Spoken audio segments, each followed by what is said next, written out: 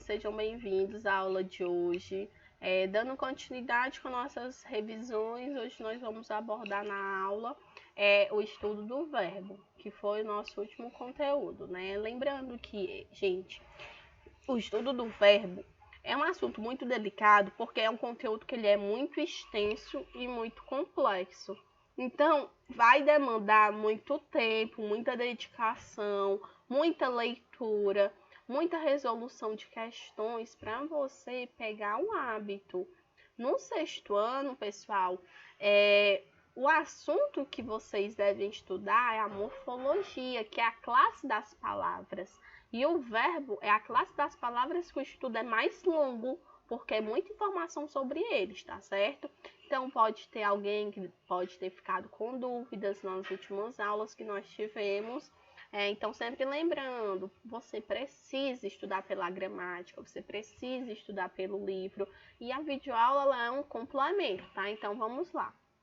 Começar a nossa revisão. O que é verbo? Verbo é uma palavra que pode variar em número, pessoa, modo, tempo e voz, indicando ações, processos, estados, mudanças de estado, manifestações de fenômenos da natureza. Como assim, pessoal? O verbo é uma classe de palavra variável. O que é que significa isso, uma classe de palavra variável? Tem classes de palavras que são invariáveis, que não sofrem flexões. O verbo varia, o verbo sofre flexões. Quais são essas flexões? Número, pessoa, modo, tempo e voz, tá certo? O que é que o verbo pode indicar? Ações, estados e fenômenos da natureza. As ações que os seres humanos praticam, escutar, gostar, correr, fazer. Estados, o estado em que o sujeito da frase se encontra. Maria permanece triste, Ana ficou animada, ela está feliz. Então, tudo isso indica o estado em que o sujeito se encontra. E nós temos os verbos que representam o fenômeno da natureza, que são as ações causadas pelos elementos da natureza. É bastante importante ressaltarmos que, por exemplo, chover é verbo, chuva não é verbo, chuva é substantivo. Nevar é verbo, neve não é verbo, neve é substantivo. É bom a gente separar isso, que é elemento da natureza, e o que é o fenômeno. O verbo é o fenômeno, é a ação que esse elemento causa, tá bom? Então, vamos lá. Quando eu estou na frase, o professor ensina uma ação que o sujeito está realizando. Eu gosto de língua portuguesa. Há muito silêncio na sala. Tá bom? Então, aqui grifado, nós temos alguns exemplos de verbos. Continuando. O verbo é o centro, o núcleo da frase. Por si só, pode constituir uma frase completa. Então, eu posso ter frases que elas vão ser formadas somente por verbos, diferente de substantivo. Por exemplo, a gente não pode ter uma frase só com substantivo. Quando nós temos aqui, ouçam, por exemplo, vós aprendeis rapidamente a lição sobre os verbos nesta aula. Quem aprende? O que aprende? Como aprende? Onde aprende? Compreenderam? Sim, o verbo é o centro da frase, porque todas as restantes palavras se agrupam à sua volta. Então, o verbo ele é o núcleo, é o mais importante dentro da frase. Locução verbal, o que é isso? É um conjunto de verbos que equivale a um só. Então, nas locuções, nós vamos ter dois verbos juntos que vão exercer a função de um. Um verbo vai ser o auxiliar e o outro verbo vai ser o principal. O verbo auxiliar, gente, sempre vai estar conjugado. Como assim? Estão. Estão é o verbo auxiliar. Como é que eu vou saber quem é o verbo auxiliar e quem é o verbo principal? Gente, o mais importante é o verbo principal. Estão brincando. Qual o mais importante? O estão ou brincando? Brincando, que é a ação. Então, brincando vai ser o verbo principal. E o estão vai ser o verbo auxiliar. O estão, ele sempre tem que estar conjugado. E o principal sempre tem que estar em uma forma nominal. Os verbos, eles possuem três formas nominais, que é o infinitivo, o gerúndio e o particípio. Infinitivo, verbos que acabam com AR, ER e R. Verbos no gerúndio, verbos que acabam com NDO. E verbos no particípio são aqueles verbos que acabam com DO. Brincando acaba com NDO. Então, esse verbo principal, brincando, está no gerúndio. Gente, eu coloquei uma listinha de verbos que eles têm aqui, são os verbos auxiliares que são usados com mais frequência, que é o ter, o haver, o ser, o estar e o ir. A locução verbal. Aqui eu tenho um exemplo onde o auxiliar é o tinha e o principal está no particípio. Então, nós temos aqui, o trem já tinha saído da estação, tá certo? Lembrando, gente, que aqui nós temos, quando a locução verbal é formada pelos verbos ter e haver, mais o particípio do verbo principal, temos um tempo composto. Como assim tempo composto? Porque pode ser utilizado duas formas verbais, tá certo? O trem já tinha saído, o trem já havia saído. Então, tem duas opções de utilização, tá certo? Gente, nós temos um tempo verbal que se chama no modo indicativo, primeiro, é uma flexão do modo indicativo, que é mais que perfeito, que é uma ação verbal passada antes de outra ação passada. E a característica dele é acabar com ra. Então, quando eu tenho escutara, saíra, falara, ouvira, tudo isso é tempo do indicativo mais que perfeito, presente do indicativo mais que perfeito. Só que esse presente do indicativo mais que perfeito, ele entrou em desuso. O que é desuso? Ele só é utilizado em literatura antiga, não é algo atual que você utiliza na sua linguagem formal, na sua linguagem informal com seus colegas, tá bom? Amanda, por que tu tá falando disso? Porque essa locução são as locuções verbais que substituem o saíra. Por exemplo, saíra. Não usa mais saíra. O que é que nós usamos atualmente? Tinha saído. Quando eu tenho falara, você não usa mais falara. Você usa o quê? Tinha falado. Por isso que eu fiz esse link com esse tempo, tá certo? Então, vamos lá. Quanto à função, os verbos podem ser auxiliares, ligam-se às formas nominais do verbo principal, construindo com eles as locuções. Então, eu tenho aqui os verbos auxiliares e eu tenho os verbos principais. O verbo auxiliar, ele vai ajudar o principal a possuir mais sentido. E o principal são aqueles que vão ter mais significado, tá bom? Então, quando eu tenho estava estudando, estava o principal, estudando estava o auxiliar, estudando o principal. Tinha falado, tinha auxiliar e o falado é o principal. Os principais, eles não precisam. Eu posso tirar o auxiliar e eu vou continuar tendo a significação todinha da frase. Por exemplo, eu estava estudando. Eu posso tirar esse estava e colocar eu estudava, porque o verbo estudar ele tem significação plena. Ele tem significação completa. Quando eu tenho eu tinha falado com ela, eu posso tirar esse tinha e colocar eu falara com ela, tá bom? Agora nós vamos rever um pouco a estrutura interna das formas verbais. Lembrando que estrutura é como a palavra é formada. Como é que esse verbo é formado? Lembrando que cada pedacinho do verbo, o começo, o meio e o fim, tem uma função, tem uma definição. O radical não está ali só por estar, não. Ele tem uma definição, tem um motivo para ele estar. Então, nós vamos ter como a estrutura básica: radical, vogal temática e desinência. A desinência pode ser de dois tipos: modo temporal e número pessoal. Mas isso a gente vai ver com um pouco mais de detalhamento a seguir, tá certo? Vou passar aqui, que isso não é muito importante. Deixa eu ver, passar. Pronto, vamos aqui começar. A vogal temática. O que é essa vogal temática? A vogal temática, pessoal... desculpa. Vogal temática, ela é a vogal que vem logo após o radical. É a vogal que vai indicar a conjugação que o verbo pertence. Então, quando o verbo ele termina com AR, a vogal temática é A, e o verbo é de primeira conjugação.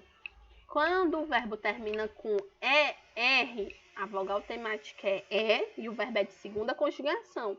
E quando o verbo termina com IR, a vogal temática é I e o verbo ele é de terceira conjugação. Então, sempre para a gente saber qual a conjugação que o verbo pertence, temos que analisar o quê? A terminação. E analisando a terminação, nós descobrimos a vogal temática. Vamos aqui agora para as flexões verbais. Por que eu não estou abordando todas as estruturas verbais? Porque é uma aula de revisão. Na aula que nós tivemos sobre a estrutura do verbo, nós fizemos de forma bem detalhada, pausada, a gente está só relembrando aqui alguns pontos que são principais, tá certo? Flexões verbais. O que são flexões verbais? Como o verbo ele vai se modificar. Primeiro, nós temos a flexão de número, que é de singular e plural. Então, sempre que você vê uma questão, flexione em número, o verbo está pedindo para você passar ou para o singular ou para o plural. Flexão de pessoa, que é a primeira, segunda e terceira pessoa. Lembrando que a gente tem as pessoas do discurso, primeira pessoa do singular, segunda pessoa do singular, terceira pessoa do plural, primeira do plural, segunda do plural e terceira do plural. Nós temos os modos verbais, que é o indicativo, subjuntivo e imperativo. Temos os tempos, que é o presente, os pretéritos, que é a mesma coisa que passado e futuro. E temos a voz verbal, que é a voz passiva, ativa e reflexiva. Aqui eu trouxe para vocês exemplos de frases para a gente poder observar, exemplos de verbos para a gente poder observar o uso dessas flexões. Então, de número das flexões, o singular e o plural. Quando eu tenho vendo, o verbo está no singular. Venderam, o verbo está no plural. Eu tenho aqui as pessoas. Então, a gente tem a primeira, a segunda e a terceira. Primeira pessoa é aquela que fala, aquela que emite a mensagem. A segunda pessoa é aquela que escuta, aquela que recebe a mensagem. É com quem você está falando. E a terceira, ela é de quem vocês falam, tá certo? Então, primeira pessoa, o eu e o nós. Eu falo, nós falamos. Segunda, o tu e o vós. Tu fala, vós falais. E a terceira pessoa, o ele e o eles. Ele fala, eles falam, tá certo?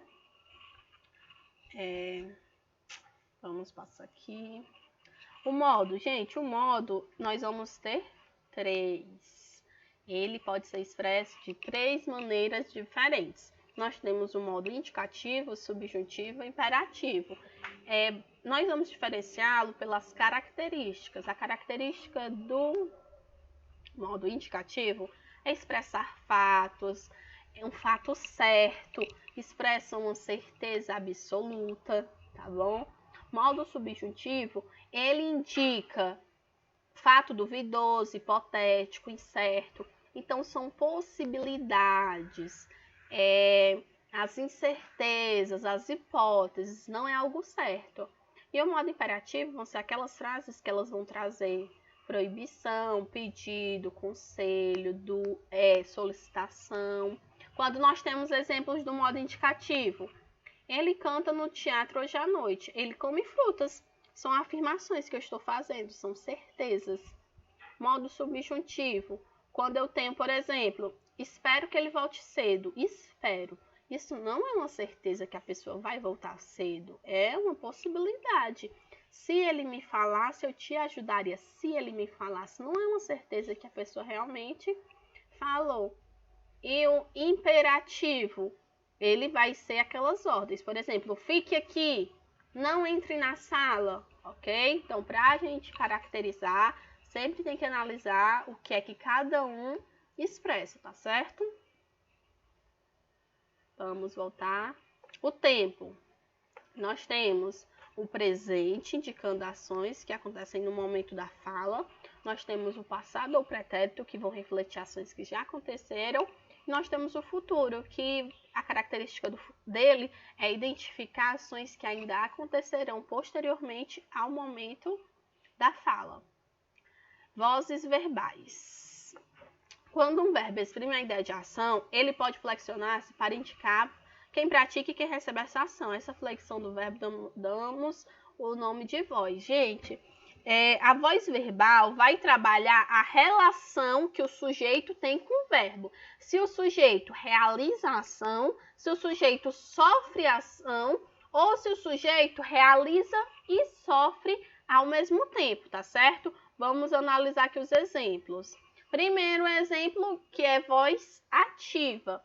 Voz ativa, o sujeito ele pratica a ação verbal. Quando o sujeito pratica ação verbal, gente, ele recebe o nome de sujeito agente, tá certo? Então, quando eu tenho o temporal destruiu as casas, o sol brilha no céu. O temporal destruiu, o sujeito agindo, o sujeito que pratica a ação. O sol brilha no céu, o sol brilhando, então o sol realizando a ação de brilhar. Os livros ensinam muitas lições, então o livro realizando a ação de ensinar, lembrando que não é obrigado que o sujeito seja sempre pessoas, pode ser animais, objetos, coisas, enfim.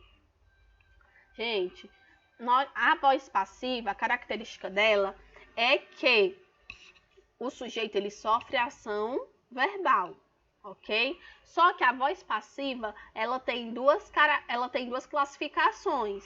Eu tenho uma voz passiva analítica, que é quando eu vou ter uma locução verbal na frase, e eu vou ter a voz passiva sintética, que é quando o se vai ser ligado ao verbo principal. Então, por exemplo, o velho casarão foi reformado. O velho casarão é o sujeito, ele está sofrendo a ação de ser reformado. Quando eu tenho as fotos serão guardadas, a foto está sofrendo a ação de ser guardada. Então, foi reformado, locução, serão guardadas, locução. Então, quando nós temos a voz passiva que tem uma locução verbal, é voz passiva analítica. E quando eu tenho o se ligado ao verbo principal, nós temos a voz passiva sintética. Lembrando que sempre que o sujeito tem que sofrer ação, né? Não pode esquecer. Então, vamos ver qual é a definição. Como é que ela é formada? Formada pelo acréscimo do pronome se a uma forma verbal na terceira pessoa, normalmente em frases nas quais o verbo precede o sujeito paciente. Então, nesses casos, o verbo vai vir antes do sujeito, precede é antes. Quando eu tenho alugam-se casas, então a casa é o sujeito paciente que está sofrendo a ação de ser alugado e o verbo está vindo antes. Então, adicionei o se. Vende-se apartamento. Apartamento está antes do sujeito, eu tenho aí o vende-se e o apartamento está sofrendo a ação de ser vendido. Vamos lá. É importante observar que existe uma equivalência entre a voz passiva analítica e sintética. Por exemplo, plastificam-se documentos. Como é que eu poderia... Essa frase que eu acabei de ler está na voz sintética, na voz passiva sintética. Como é que eu posso transformar essa frase na voz passiva analítica? Documentos são plastificados, tá certo? Então, toda a frase vai ter a sua forma equivalente na outra voz. E a voz reflexiva. São as frases, gente, em que o sujeito ele vai praticar a ação e sofrer a ação ao mesmo tempo. Lembrem-se que na voz reflexiva sempre vai ter também o pronome se ligado ao verbo, viu? Por esse motivo, a voz reflexiva é muito confundida com a voz passiva sintética. Como é que você faz para diferenciar? Vocês lembram que na voz passiva sintética o verbo vem antes do sujeito?